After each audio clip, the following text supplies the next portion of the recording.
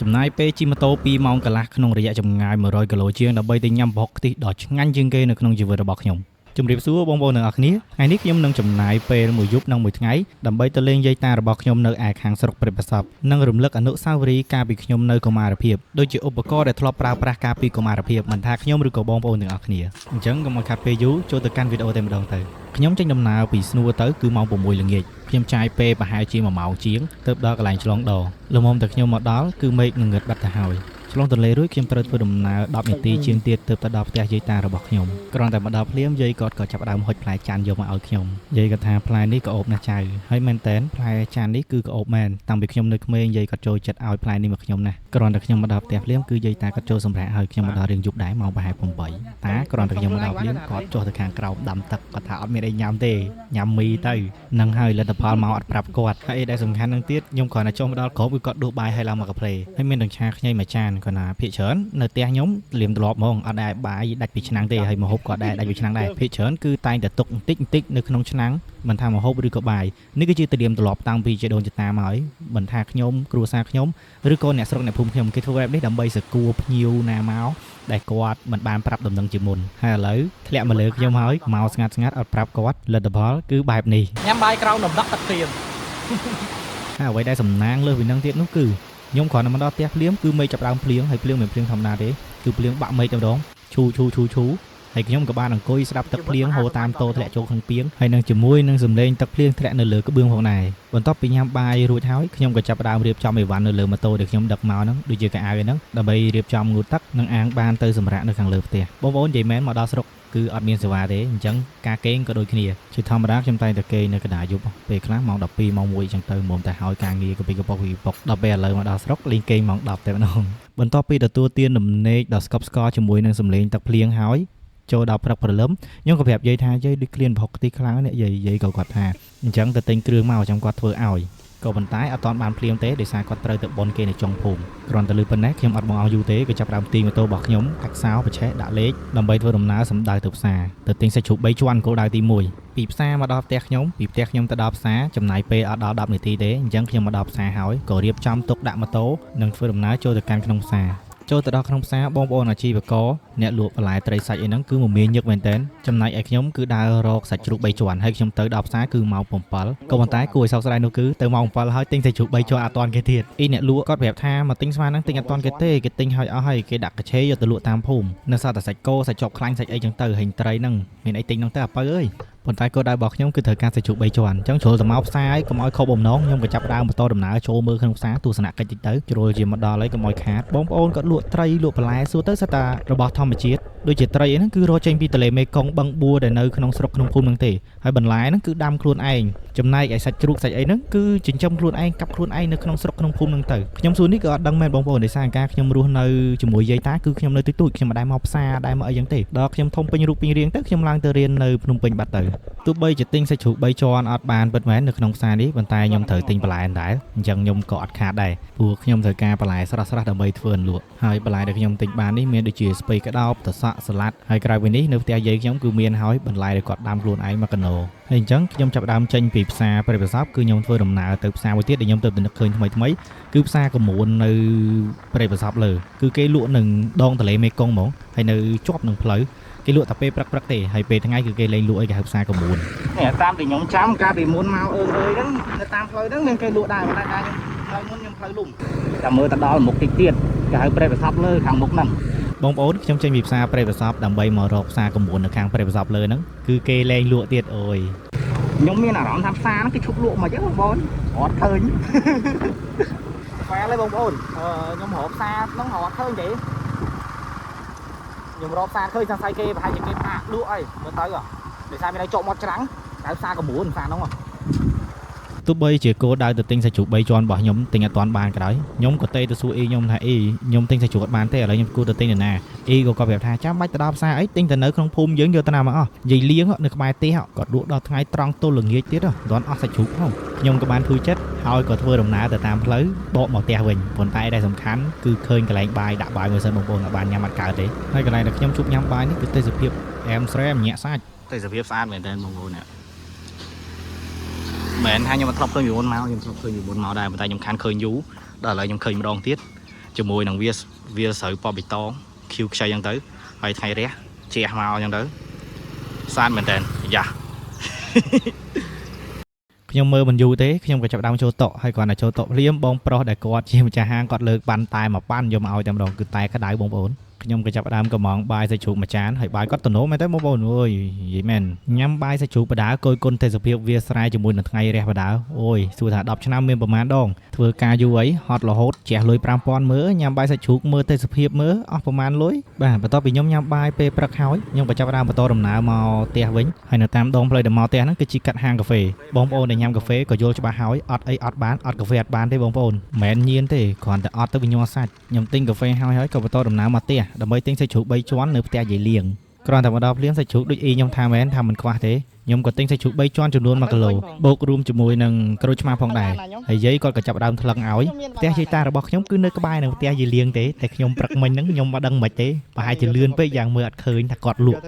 ់សាច់ជ្រូកលក់អីហ្នឹងបន្ទាប់ពីថ្លឹងសាច់ជ្រូកថ្លឹងអីហើយយាយក៏ខ្ចប់ដាក់យកមកឲ្យខ្ញុំហើយខ្ញុំក៏និយាយលេងជាមួយយាយសិនដោយសារផ្ទះខ្ញុំនិងផ្ទះគាត់គឺនៅក្បែរគ្នាទេហើយខ្ញុំតែងតែមកលេងកាលនៅក្មេងៗខ្ញុំមកលេងផ្ទះគាត់តែរហូតហ្នឹងដល់ពេលខ្ញុំធំពេញរូបពេញរាងដំបូងគាត់មើលខ្ញុំអត់ស្គាល់ទេដល់ខ្ញុំដោះមួកទៅបានគាត់ចំណាំហើយនិយាយបានមកសធូយាយក៏គាត់ខ្ចប់ម៉ាំតសក់នេះគឺជាតសក់ស្រូវគាត់ខ្ចប់ឲ្យម៉ាំ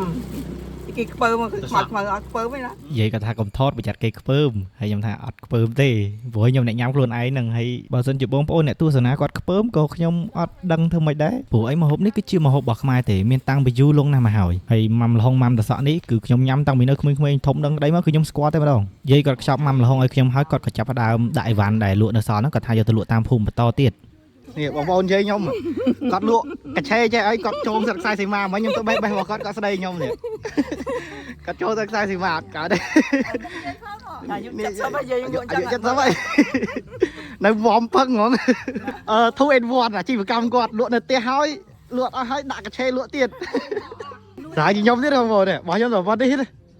បស់យាយ1គីឡូហ្នឹងអស់ហ្នឹងខ្លាំងណាយាយគាត់យកបន្លែប្លុកត្រីសាច់របស់គាត់ដាក់លើម៉ូតូឲ្យអស់ចំណែកឯខ្ញុំក៏បកត្រឡប់មកផ្ទះវិញដើម្បីរៀបចំគ្រឿងរងចាំយាយគាត់មកពីបុណ្យហើយចំអិនឲ្យខ្ញុំមកដល់ផ្ទះភ្លាមរៀបចំទុកដាក់ម៉ូតូហើយយកសាច់ជ្រូកយកទៅលាង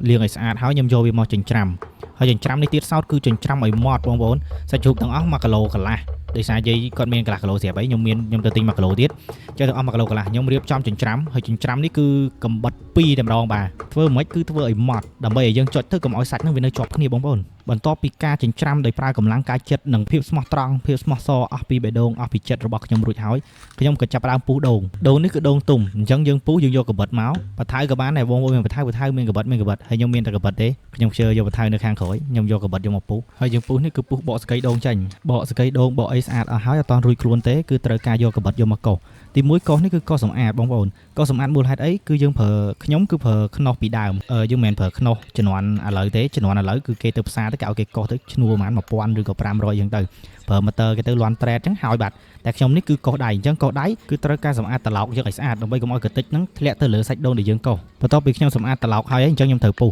ហើយពុះហ្នឹងទៀតសោតគោះមកបថៅឬក៏គោះមកកបិតហ្នឹងគោះតែម្ដងធ្វើមិនធ្វើឲ្យបែកបើសិនជាគោះបែកទេគោះដល់2ដងអាចនឹងសាច់ដូងវាលែងជាប់ជាមួយនឹងត្រឡោកហើយពិបាកកោសណាបងប្អូនបើសិនជាសាច់ដូងអត់ជាប់នឹងត្រឡោករួចរាល់រឿងពុះដូងមួយហើយឥឡូវយើងចាប់ផ្ដើមយកដូងយកទៅកោសហើយខ្ញុំប្រើនេះគឺប្រើខ្នោះបុរាណទេបងប្អូនគឺយើងអង្គុយពីលើអញ្ចឹងទៅយើងកោសនេះរូបភាពដូចខ្ញុំដាក់ឲ្យបងប្អូនហ្នឹងខ្ញុំបាន select ជាវីដេអូអញ្ចឹងទៅយើងកោសក្រោ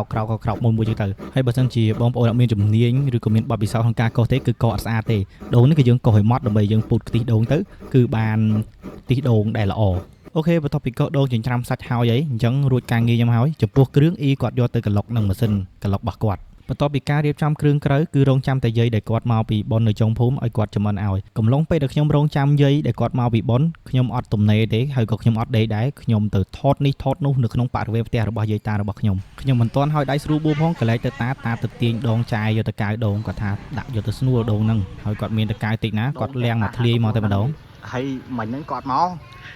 កបេះឲ្យមកធ្លាយហើយនេះទូចបងប្អូនអត់នេះបាត់ដៃខ្ញុំនេះដូងនេះល្អិតទេប៉ុន្តែទឹកវិញផ្អែមញាក់បងប្អូនដូងវិញហ្នឹងមែនតាហើយមើលបេះដូងឲ្យភ្លាមកន្លែងទៅមើលមេឃអលឹមមកទៀតហើយឥឡូវធ្លាក់ទឹកមកបដាហើយប៉ុន្តែអត់ទាន់ភ្លៀងទេគ្រាន់តែអលឹមភ្លៀងអលឹមអត់ជាបញ្ហាទេសំខាន់ខ្ញុំដើរទៅក្រោយផ្ទះសិនទៅ review ដំណាំដំណោចដែលយាយតាខ្ញុំគាត់បានដាំនេះហៅគ្រាប់ពេញញងនៅផ្ទះខ្ញុំខ្ញុំក៏ដាំខ្លួនឯងអ្នកខ្លះហៅគ្រាប់ញងតេនេះដើមប៉ុណ្ណានៅខាងក្រោយផ្ទះហើយ phải miền trọp tiền hay trọp ấy đi nhưng mà nhóm score mà đây nhưng mà hiền vậy bông phôn score này nè bà dọc nhóm mới chơi cái hai trọp về ai đam nào làm chơi anh ấy sập chơi cầm bùn cầu anh ấy men khối má nó bông phôn hai khối clear anh nó được khối má đó mình thông thông phân khối bô sạt phân khối bô sạt thông thông à anh ấy stir này tung lương này tung chú này đây vậy đồn tại đồn từ đồn nó tiếp tề này nhầm cho tới gặp buôn đi nhầm tề người ta nhầm chôn này chất đào này nhầm chôn này chất đào spring khoai nắng sẽ tum hói nè miền đạ thao miền đạ thế nào bông phồn xỉn sọt luôn camera của bạn focusទៀតអត់ច្បាស់សោះនេះគឺជាព្រីងដែលឆ្ងាញ់ជាងគេតឡងតែតឡងមីអេតឡងគោអានេះតឡងគោបងប្អូនមិនមែនតឡងមីណា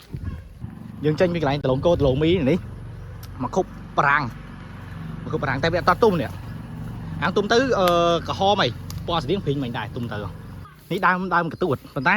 អត់តន់ផ្លែទេនេះប្រហែលមួយឆ្នាំអីទៀត2ឆ្នាំទៀតបានញ៉ាំហើយនេះឥឡូវចេញពីក្រោយផ្ទះអានេះគ្រាន់តែក្រោយផ្ទះនេះអូនោះនៅតំណាំផ្សេងទៀតច្រើនខ្ញុំ review អត់អស់តែអញ្ចឹងវីដេអូហ្នឹង1ម៉ោងនិយាយ hip hop មិនអស់ផង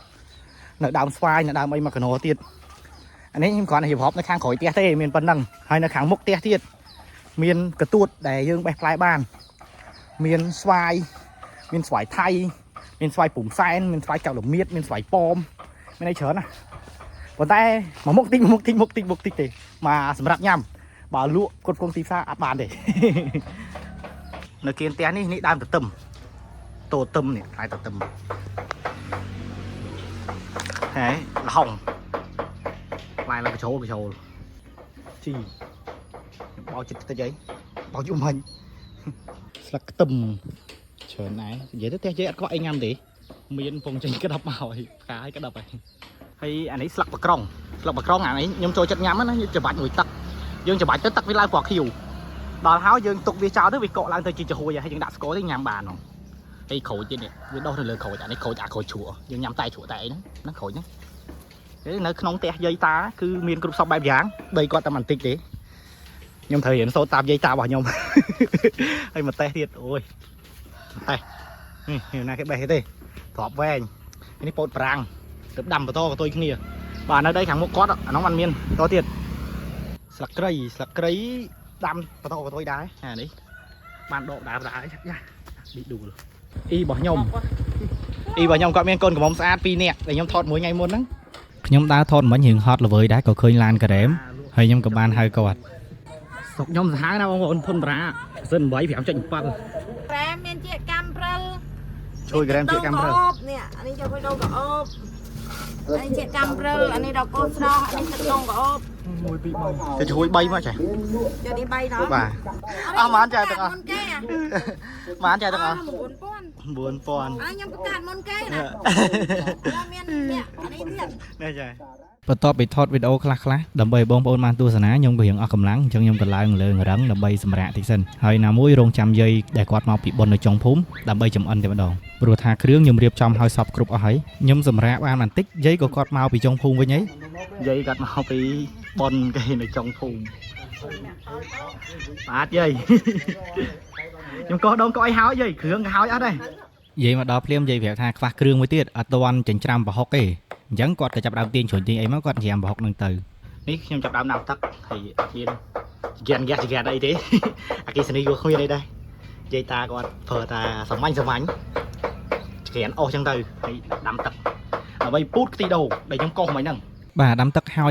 យាយក៏គាត់ចាប់ដើមយកកាកដូងហ្នឹងយកមកពូតខ្ទិះដូងហើយបាទអធិស្ឋានបងប្អូនផងក្នុងចំណុចត្រង់នេះដោយសារអត់មានស្រោមដៃទេគឺបែបលក្ខណៈបុរាណសាមញ្ញតាមជនបទគឺបែបហ្នឹងបើសិនជាប៉ះពាល់ដល់អារម្មណ៍បងប្អូនក៏សូមអធិស្ឋានដែរពូតខ្ទិះដូងហើយក៏យកខ្ទិះដូងទាំងអស់ហ្នឹងយកទៅរងាស់ដើម្បីយកខ្ទិះដើមហើយកំឡុងពេលដែលរងាស់ខ្ទិះដូងហ្នឹងអ៊ីគាត់ក៏ទៅយកចក្រានហ្គាសមកពីណាទេខ្ញុំអត់ដឹងទេគាត់ថាកន្លែងដែលចាំចក្រានភ្លើងយូរគាត់ប្រញាប់ឆាម្ទេសក្រៀមអានេះម្ទេសផ្លោកក្រៀមបងប្អូនម្ទេសក្រហមអត់ចាំយូរទេគាត់ក៏យកម្ទេសផ្លោកក្រៀមដែលគាត់ចិញ្ច្រាំរួចហើយហ្នឹងយកមកឆានៅលើផ្ទះតែម្ដងហើយចំណែកនេះគឺជាគ្រឿងមានដូចជាគល់ស្លឹកកៃល្មៀតដែលបុកបញ្ចូលគ្នាកិនហើយហ្នឹងត្រៀមដើម្បីចាក់ទៅលើផ្ទះហើយនេះខ្ទិះដូងដែលយាយខ្ញុំគាត់រងាស់មុនហ្នឹងឥឡូវនេះគាត់ចាក់សាច់ចូលហើយទុកមួយសន្ទុះយាយក៏ចាប់ដើមចាក់គ្រឿងចូលចាក់គ្រឿងហើយយើងក៏ឡប់ឡាយម្សៅបន្ទាប់មកយកប្រហុកដែលយើងចិញ្ច្រាំរួចហ្នឹងយកមកដាក់ថែមទៀតហើយយើងជ្រុំឡប់ឡាយវាឲ្យចូលជាតិកាន់តែខ្លាំងជាងហ្នឹងទៀតទៅ ឆាឡប់ឡាយបានសន្ទុះត្រូវរងាស់វាហើយនឹងដាក់គ្រឿងដូចជាស្ករនៅប៊ីចេងហើយខ្ញុំប្រើនេះគឺប្រើស្ករត្នោតពេលដែលកំពុងរងាស់ហ្នឹងយាយក៏គាត់យកសណ្តែកដីមកដើម្បីអុំបកសបកចេញហើយគាត់បកតែបកគាត់ឲ្យសូវម៉ត់ទេបកសណ្តែកដីហើយយាយក៏គាត់ដើរទៅក្រោយផ្ទះដើម្បីយកក្របបញ្ញងយកមកលីងយាយគាត់អត់លីងនៅចក្រានហ្គាសទេគាត់ឲ្យខ្ញុំរោយពីភ្លើងចក្រានមួយទៀតយកមកដាក់នៅចក្រានមួយនេះរោយភ្លើងមកចក្រានមួយទៀតរោយភ្លាមអត់ទាន់ឆេះភ្លាមទេអញ្ចឹងខ្ញុំត្រូវដាក់កតិចទូចដាក់អស់ធំហើយខ្ញុំផ្លុំហើយផ្លុំនេះផ្សែងចូលភ្នែកឡើងស្រក់ទឹកភ្នែកហើយបងប្អូន សក់តែភ្នែក វត្តចាស់ពីដើមមួយអុកយ៉ាងហ្នឹងស្រួលអត់ចិត្តណា យាយឃើញខ្ញុំបកាត់ភ្លើងឡើងចេញទឹកភ្នែកហើយគាត់ក៏និយាយថាប្រវត្តិចាស់ពីដើមគឺពិបាកមែនតើបកាត់ភ្លើងបកាត់អីហ្នឹងគឺពិបាកណាស់ល្មមតែបានសឡមកមុខឆ្អិនមិនដូចក្មេងឥឡូវទេគឺស្រួលអស់ពីចិត្តហើយមានទាំងចក្រានអគិសនីចក្រានហ្គាសចក្រានអីចឹងទៅបាទភ្លើងឆេះហើយអញ្ចឹងក៏យកខ្ទះយកមកដាក់នៅលើចក្រានហើយរងចាំខ្ទះឲ្យក្តៅដើម្បីលីងគ្រាប់បញ្ញងខ្ទះក្តៅហើយយាយក៏គាត់ចាក់គ្រាប់បញ្ញងចូលហើយក៏ចាប់ផ្ដើមលីងលិចកើតជើងបងរុញទៅរុញមកចឹងទៅហើយខ្ញុំនេះតនេពេកក៏ទៅសួរយាយលេងយាយចេះធ្វើផុកខ្ទិះនឹងយូរនៅតាថាដូចថាយាយធ្វើផុកខ្ទិះនឹងបានតាលុបអញ្ចឹងដល់ទៅសួរតាយាយអាយុប៉ុន្មានឆ្នាំដល់យាយ75នៅតែស្អាត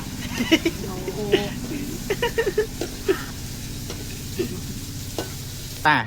យាយថាតាស្រឡាញ់យាយដោយសារយាយធ្វើផុកខ្ទិះឆ្ងាញ់តាឆ្នាំនោះអាយុប៉ុន្មានដែរតា87តែឡើងដល់ស្វាយទៀតកូនចៅថាមកស្ដាប់បាទខ្ញុំសួរយាយតាខ្ញុំលេងហ្នឹងបងប្អូនយាយចាត់ជាងតាប៉ែតជាងប៉ុន្តែគាត់នៅតែស្រឡាញ់គ្នាស្នេហាអមតៈទៅណាទៅណីលុះត្រាតែទៅទាំងពីរនាក់បានគាត់ព្រមហើយទៅពេញអញ្ចឹងទៅហើយតែយាយមួយគាត់អត់ព្រមទេហើយតែតាមួយក៏គាត់អត់ព្រមដែរដល់ទៅទាំងពីរនាក់បន្ទាប់ពីរងាស់ដាច់ទឹកហើយឥឡូវនេះគឺចាប់ផ្ដើមស្ងួតអីយាយក៏គាត់បានចាក់ស្ដែកដីដែលគាត់ទៅបុកហើយមិញហ្នឹងនិងគ្រាប់បញ្ញងដែលគាត់ទៅលីងហើយថ្មីដែរចាក់ចូលហើយខ្ញុំក៏បានយកវែកគោវាឲ្យចូលលបាយឲ្យសព្វជាមួយគ្នាដើម្បីឲ្យចូលគ្រឿងបងប្អូនដូចជាគ្រាប់បញ្ញងលីងហើយនឹងស្ដែកដីហ្នឹងហើយនឹងសាច់ចិញ្ច្រាំហ្នឹងបន្ទាប់មកទុកវានៅលើភ្លើងមួយសបកទៀតហើយឆ្អិនឥឡូវខ្ញុំចាប់ដើមភ្លក់បានអីខ្ញុំកូរវាចូលជាតិតិចសិនឥឡូវខ្ញុំចាប់ដើមភ្លក់តន់នៅក្តៅថ្មីមិនបាច់មកកែគ្រឿងវិញហើយប៉ុន្តែអត់អីទេរសជាតិញ៉ាំបានប៉ុណ្ណឹងឆ្ងាញ់ព្រោះអីរសជាតិការញ៉ាំនៅពីទូចមួយយាយគឺរសជាតិបែបហ្នឹងដែរអញ្ចឹងយាយក៏គាត់សន្មត់ថាយកប៉ុណ្ណឹងក៏ចាប់ដើមដកភ្លើងចេញពីចក្រានហើយទុកវាឲ្យត្រជាក់ក៏ប៉ុន្តែខ្ញុំគិតថាដូចខ្វះអីមួយយ៉ាងខ្ញុំក៏សួរយាយថាយាយដូចស្ទើអីនេះយាយគាត់ថាលឹកក្រូចសើចប៉ុន្តែគាត់បានដាក់ផ្លែក្រូចសើចហើយអត់អីទេផ្លែក្រូចសើចសបកក្រូចសើចហ្នឹងអាចជំនួសស្លឹកបានក៏ប៉ុន្តែខ្ញុំមិនអស់ចិត្តទេខ្ញុំត្រូវទៅបេះស្លឹកក្រូចសើចនៅខាងមុខទៀតដើម្បីដាក់ចូលមកឲ្យវាមានឲ្យជារសកាន់តែឈ្ងុយឆ្ងាញ់ហើយបូកជាមួយនឹងសោភ័ណភាពនៃម្ហូបអាហារយើងផងដែរបន្ទាប់ពីធ្វើឲ្យខ្ញុំភ្លេចគ្រឿងមួយទៀតគឺស្លឹកក្រូចសើចឥឡូវខ្ញុំកំពុងទៅបេះស្លឹកក្រូចសើចនេះសិនឥឡូវខ្ញុំមកដល់ដើមក្រូចសើចឯនេះមើលផ្លែក្រូចសើចខ្ញុំចាំថ្ងៃនេះមើលអត់ឃើញទេយកផ្លែក្រូចសើចមកដល់ភ្លាមចាប់ដើមបេះស្លឹកក្រូចសើចវឹបដើម្បីយកទៅដាក់ហុកខ្ទិះនៅផ្ទះព្រោះនៅលើចក្រានទុកយូរពេកខ្លាចត្រជាក់ដល់ពេលខ្ញុំមកដល់គឺស្ទើរកម្ដៅមែនត្រជាក់មែនអញ្ចឹងខ្ញុំត្រូវបកាត់ភ្លើងម្ដងទៀតបកាត់ភ្លើងសតថ្មីដើម្បីដាក់នេះក្ដៅម្ដងទៀតហើយដាក់ស្លឹកក្រូចសើចអើយផ្លុំហ្នឹងហូរទឹកភ្នែកទៀតអីកំពុងបឺតផ្សែងរបស់តានេះគាត់ធ្វើវាឈើធ្វើយ៉ាងទៅហើយវាយបណ្ដាញនេះចេះទៅដល់ពេលអាផ្សែងនេះវាឡើងវារុញចេញទៅតាមប្លោះនេះទៅបាត់ហើយនេះភ្លើងចាប់ដើមឆេះហើយក៏លើផុកខ្ទិះនៅលើខ្ទះហ្នឹងយកមកដាក់លើភ្លើងម្ដងទៀតហើយដាក់វាក្ដៅជាងមុនបន្តិចហើយខ្ញុំចាប់ដើមដាក់ស្លឹកក្រូចសើចចូលហើយស្លឹកក្រូចសើចនេះនិយាយថាយកទៅហាន់បើមិនហាន់ទេយកវាមកហែកដាក់ចូលទៅហើយក្នុងមួយស្លឹកហ្នឹងហែកជា2ឬក៏ជា3ទៅដាក់ស្លឹកក្រូចសើចហើយឥឡូវយាយក៏គាត់ចាប់ដើមឆាម្សៅទៀតត្រឡប់ទៅលិនវាម្សៅទៀតឲ្យវាចូលជាតិជាមួយនឹងស្លឹកក្រូចសើចហ្នឹងហើយក៏លើកចូលចេញពីចក្រានទុកឲ្យត្រជាក់និងអាងច្រកដាក់គីឡូវិចយកមកផ្ទះឥឡូវនេះប្រហុកខ្ទិះយើងធ្វើបានជោគជ័យហើយលទ្ធផលនេះឥឡូវមកភ្លក់ជាមួយខ្ញុំទាំងអស់គ្នាជាមួយនឹងអន្លក់